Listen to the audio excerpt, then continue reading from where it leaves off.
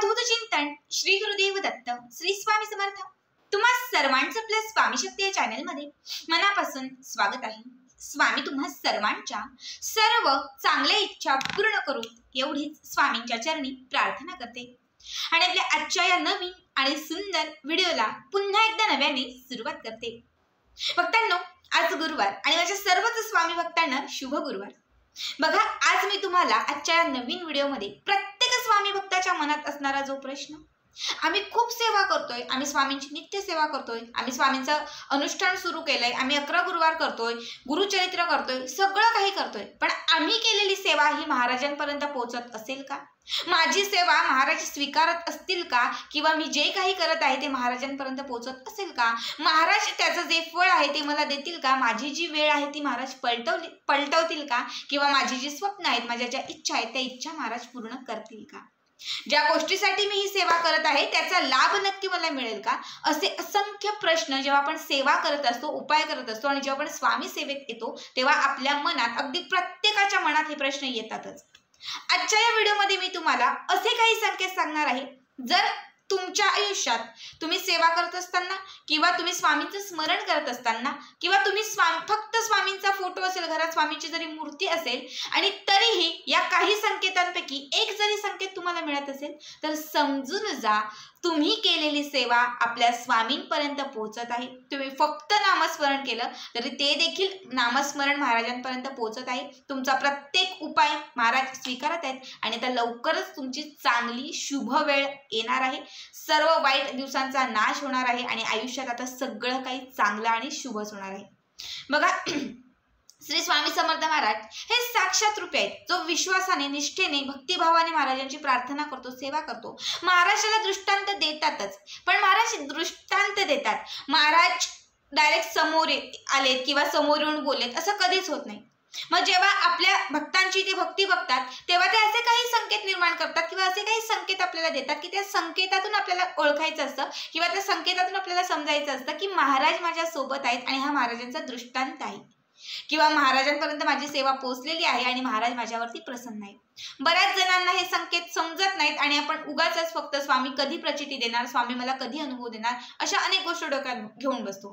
तर आता मी तुम्हाला असे काही संकेत सांगते, यातील एक जरी संकेत तुम्हाला भेटत असेल, तुमच्या घरात यातील एक जरी गोष्ट घडत असेल तर खुश व्हा, आनंदी व्हा, कारण स्वामी तुमच्या सोबत आहेत, स्वामी दररोज तुमच्या घरात येत आहेत आणि स्वामी तुमच्या पाठीशी आहेत, स्वामींची कृपा तुमच्यावरती आहे, तुम्ही केलेली जी सेवा आहे ती स्वामींपर्यंत पोहोचत आहे।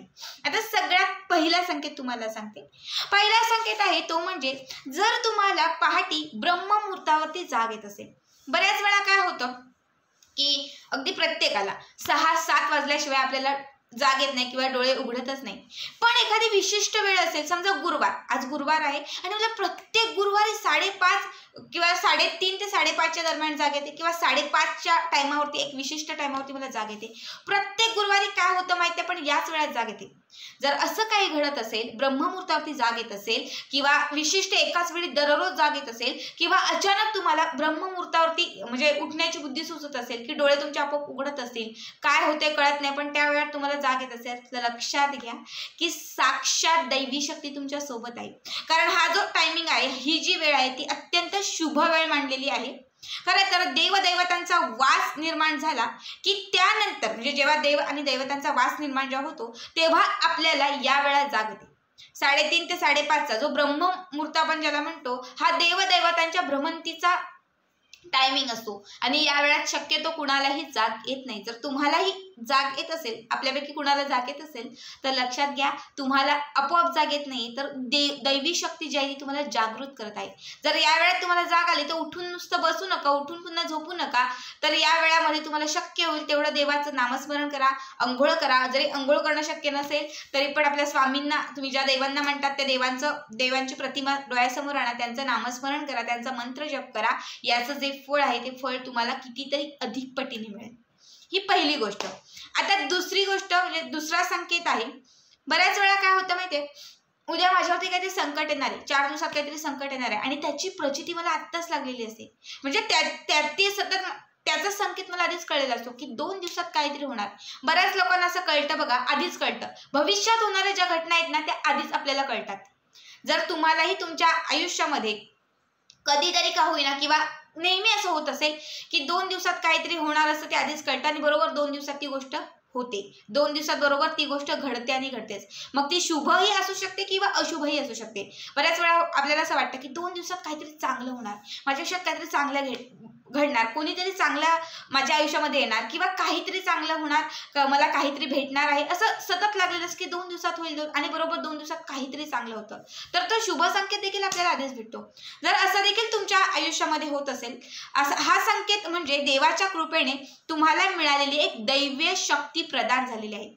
हे सहज कुणालाच होत नाही, प्रत्येकाच्या आयुष्यात किंवा प्रत्येकाच्या बाबतीत हे होत नाही. जर तुमच्या कोणाच्या बाबतीत असं होत असेल, तुम्हाला आधीच हे संकेत कळत असेल, तर लक्षात घ्या एक दैवीय शक्ती जी आहे ती तुम्हाला प्रदान झालेली आहे आणि त्यामुळेच तुम्ही पुढचे जे संकेत आहेत ते ओळखू शकता.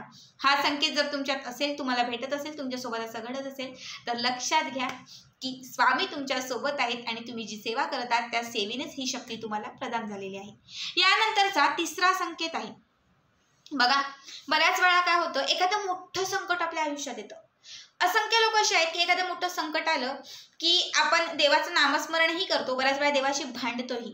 पण जी व्यक्ती कितीही मोठं संकट आलं, कितीही मोठा अपघात झाला, कितीही काय झालं तरी देवावरची श्रद्धा कमी करू देत नाही किंवा देवावरचा विश्वास त्यांचा कमी होत नाही. तर लक्षात घ्या की तुम्हाला ही जी बुद्धी दिलेली आहे ही देवाने दिलेली आहे.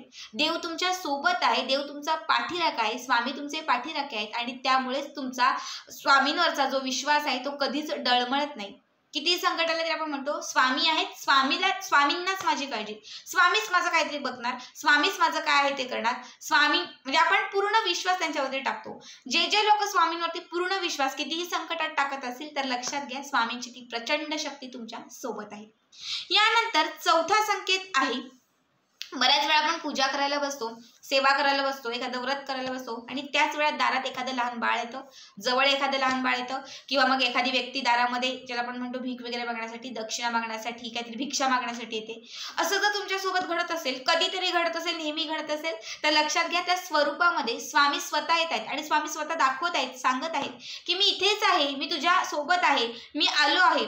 जर तुम्ही पूजा करत असताना असं कोणी दारात आलं तर त्या पूजेवरून त्वरित उठायचं आहे. बरेच लोक हीच चूक करतात की पूजा आहे, पूजा महत्वाची आहे. पूजा तर महत्वाचीच आहे, पण दारात आलेला व्यक्ती हा त्यापेक्षाही महत्वाचा आहे आणि हे स्वामी सांगतात. काय माहिती ते स्वामींच्याच रूपात आपल्या दारात आलेले असतात, स्वामी आपली परीक्षा घेण्यासाठी आलेले असतात. त्यामुळे जर तुमच्याही दारात असं कोणी येत असेल तर लगेच उठायचं आहे, कारण ते स्वामींचंच एक रूप असू शकतं. जर तुमच्याही आयुष्यात असं होत असेल, पूजा करत असताना किंवा काही महत्वाचं घेतलं की दारात कुणीतरी येणार किंवा एखादं लहान बाळ सतत जवळ येणार, असं घडत असेल तर समजून जा की स्वामी तुमच्या सोबत आहेत. यानंतरचा पाचवा संकेत आहे. बघा, आपल्या आयुष्यात, आपल्या भविष्यात आपली जी स्वप्न आहेत ना ती खूप डिपेंड असतात. बऱ्याच वेळा आपल्याला स्वप्नात मस्त काहीतरी खायचं दिसतं, अनेक वेगळ्या गोष्टी दिसत असतात, पण काही विशिष्ट गोष्टी, विशिष्ट स्वप्न ही आपलं आयुष्य घडवत असतात.